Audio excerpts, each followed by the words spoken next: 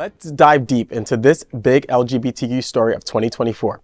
I am Dr. Edward Summers, and let's queer up the top stories of the year. This is number 6 of 24.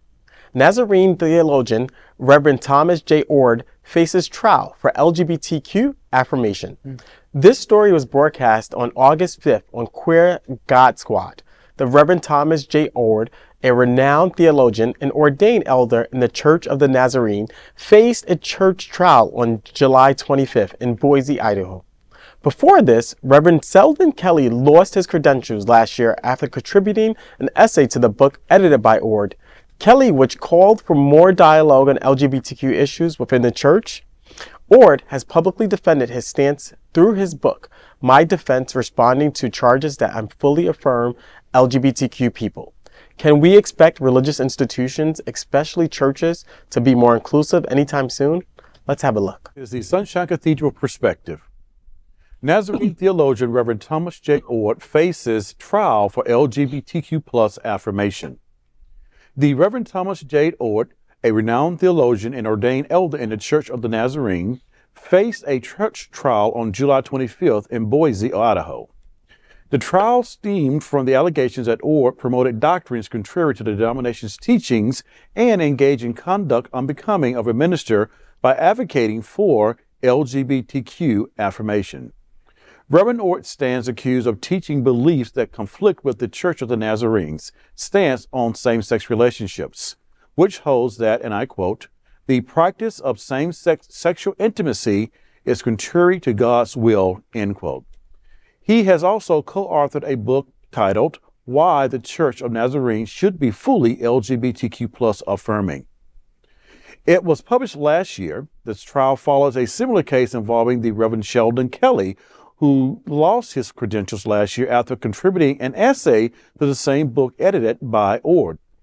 Kelley had called for more dialogue on the LGBTQ plus issues within the church. In response to the charges, Oord has publicly defended his stance through his book titled My Defense, responding to charges that I fully affirm LGBTQ plus people. He believes that love is central to Jesus' teaching. He has also noted that many scholars and Nazarene affiliate institutions probably support LGBTQ plus inclusion, but fear speaking out due to job security. So, to answer the question, I don't think we're going to be churches are going to be more inclusive in 2025. I think we're going to see a regression, given the state of our politics, right, of the world politics, quite frankly. And I just don't see any positivity coming from the church in terms of being more open and inclusive. Well, speaking as a long-time atheist, I find it very confusing that many organized religions complain about losing followers in droves, but refuse to welcome LGBTQ folks looking for a space to worship. They don't welcome them into their flocks. It doesn't make sense, and it seems counterintuitive. Well, and it's strange, or not strange, but your point is correct about the politics are not quite there for us yet, regardless, because it benefits both the religious community and the Republican approach to life. But it's I thought I saw hope there when the Pope made a few minor steps, small steps, but it's not enough because he's kind of slipped back a few. So it's going to be another 100 years before we have the opportunity.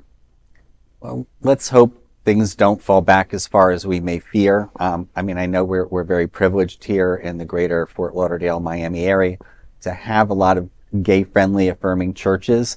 I also came from the New York area 5 years ago and saw the same thing. So, maybe we can support our brothers and sisters around the country and beyond in ways, that we can, any type of way that we can make inroads and help, where we see people are maybe struggling or going backwards, because it's a tough thing to be part of a church community and have it taken away. So let's hope that doesn't happen. Yeah, to Buddy's point before, in the segment that we did, we need a state of the community, and this will help us in terms of really coalescing and coming together as a community to understand where we stand and how we can develop a communal agenda. And so, great point that you made before, Buddy. Love that. Yeah. We are bringing you a special presentation of the 24 biggest stories of the year we call the Top 24 of 24. There is no other queer nonprofit media platform like this in the entire world.